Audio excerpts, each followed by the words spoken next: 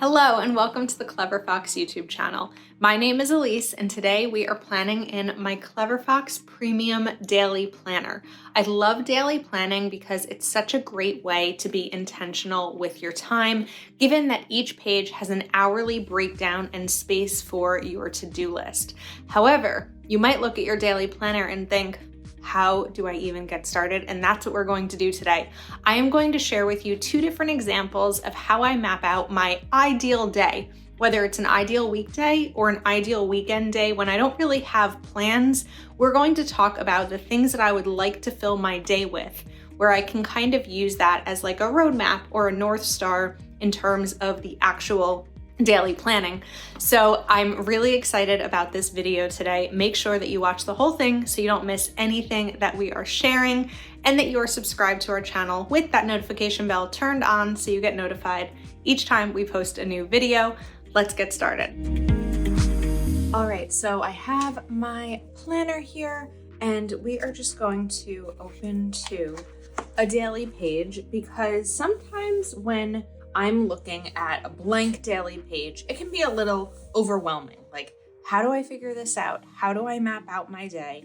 And that's what we are going to do today, is we are going to create an ideal page. So one of my favorite features of Clever Fox planners is the dot grid pages that are in the back, which are there really for you to use in any way that is going to work for you. And today is an example of how to use these pages.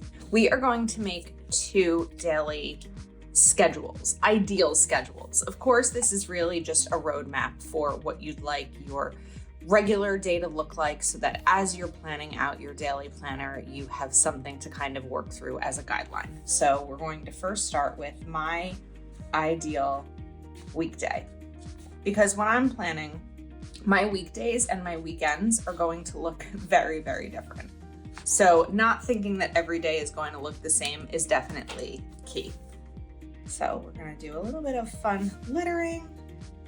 And this is just an easy way to make it look kind of fancy, even if it's not that fancy, but also to include some color.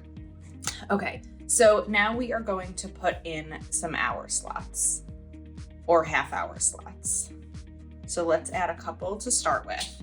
And the first one that I'm going to do is 7 a.m. I'm not going to plan out every hour of the day because I don't necessarily need to plan out my full-time job hours because that's not typically how I use my planner. So I'm going to write wake up and AM routine, and we'll get to the AM routine shortly and talk more about that. And then 8:30 is going to be read. I love to read before my workday starts. It's a really great way to kind of warm up my brain a little bit, but also relax prior to the workday beginning. And then I'm going to write work. Okay, now 1:30 is when I will typically have lunch and planner check-in, seeing what's on my plan for the day because I'll have some time during my lunch break. I do work from home, so I don't have a commute here, so I do have a little bit more time in my day than someone who might have a commute, and this is how I'm going to map out that day. Then we are going to add a few more. So there's going to be more time at the end of the day.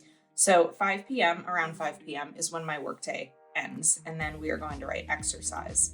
That's been my favorite time lately to exercise. It's like a good way to break up my work versus the rest of my evening. I want to make this one a little bit bigger. And I'm using a mild liner brush pen here. So 5:30 is typically when I do a social call. So I might call my mom or a relative or a friend just to get a little bit of social interaction in my day. For anyone else who possibly lives alone or works from home, you'll know that sometimes that social interaction just does not happen besides like a work Zoom call. Then we're going to do 6 o'clock for dinner. And then let's do 6:30. So 6 o'clock dinner is really typically me heating something up because I'll often do meal prep during the week or I'll eat something quick. For me, again, because I'm cooking for just myself, it's not a very long process. 6:30 is going to be cleaning and to-do list. So of course, cleaning up from dinner, but also I choose one area of my home each day to clean. So my bathroom, It's a small bathroom. There's barely any standing room, like walking room. It's probably a 10-minute clean. So because I have chosen one area of my home each day, some of those areas are twice a week. It's really quick when I keep up with it, because it doesn't have to take that long. Then we are gonna do 7 p.m. We'll be reading. Again, try to really incorporate reading in my day. At all the time, I hear from people who want to read more and they say, how do you read more? And say, by planning for it. I include it in part of my day and I don't just do it when I have the time, because we never have the time to do anything, right? Then we're gonna do PM routine at 8:30. And again, we'll get to this shortly. And then 10:30 is when I go to sleep. Okay, now we are gonna map out my AM routine and my PM routine right down here. So we have AM routine and PM routine.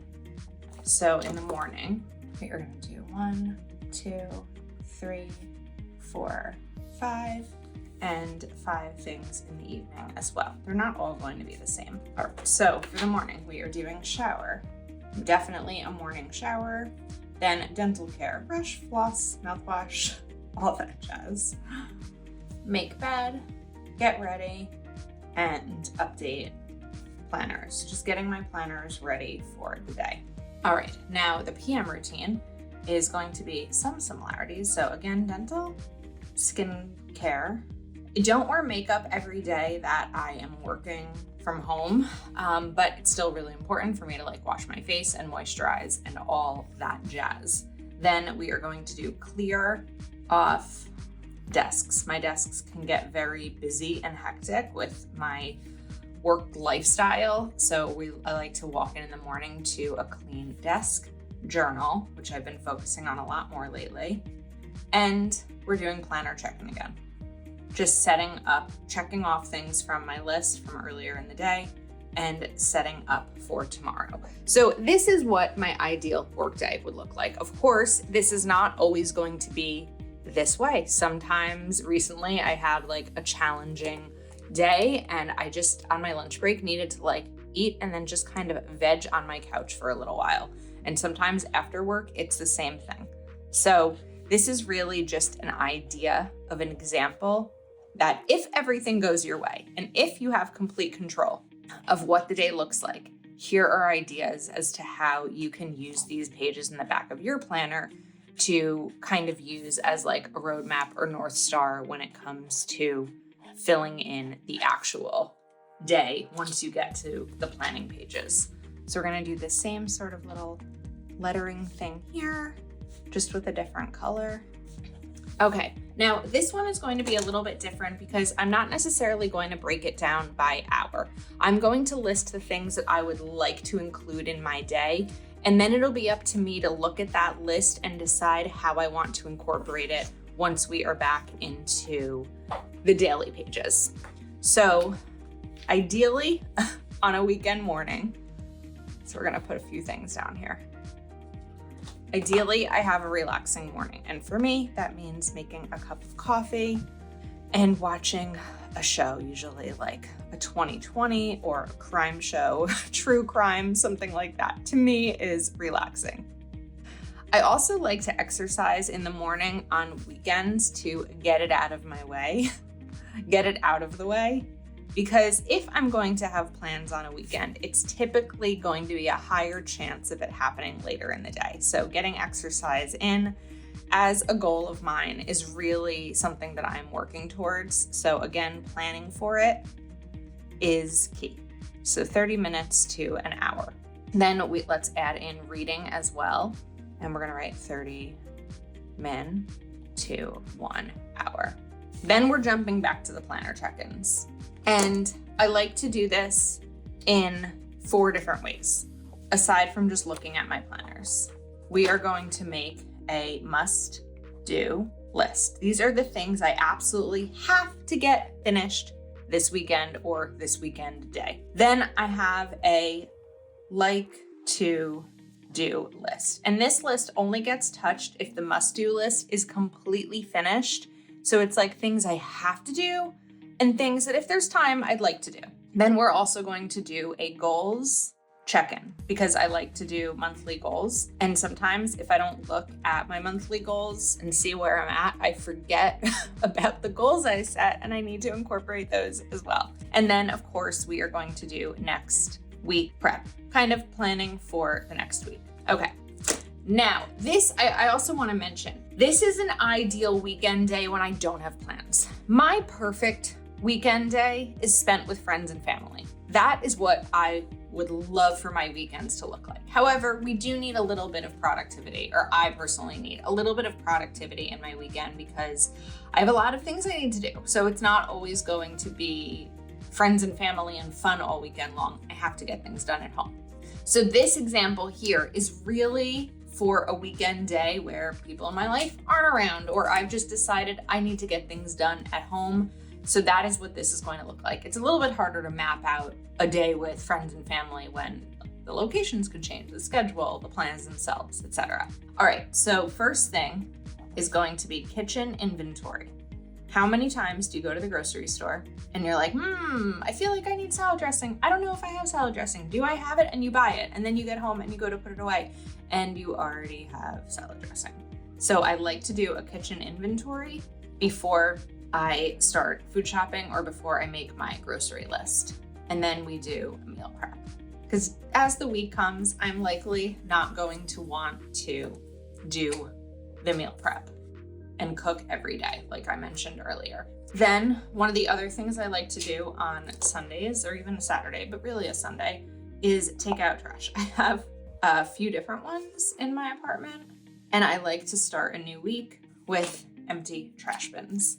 Now, I can do this because I live in an apartment complex where there's dumpsters and recycling dumpsters outside. I understand where if someone has a specific garbage day, like they can only take out their garbage on, Monday nights because the garbage pickup is Tuesday, it's going to be a little bit different.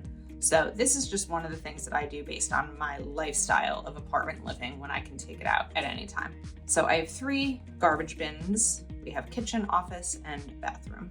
Okay, and then we are just gonna do one more thing, and I'm going to call it an office reset. Before a new week starts, just looking around my office and making sure that the piles on my desk are gone and just really office reset. So this is kind of the mentality of a Sunday well spent brings a weekend of content. That's sort of what that looks like for me. So now I have these 2 different roadmaps so that when I am opening the daily page, I can really see how I'd like to plan out my day. Again, if everything goes according to plan. So I hope that you enjoyed this video and that it gives you some ideas as to how to map out your day, but also how to use some of the dot grid pages in the back of the planners. You can pick up these planners over at cleverfoxplanner.com. Please do give this video a thumbs up and make sure that you are subscribed to our channel with that notification bell turned on so you get notified each time we share a new video.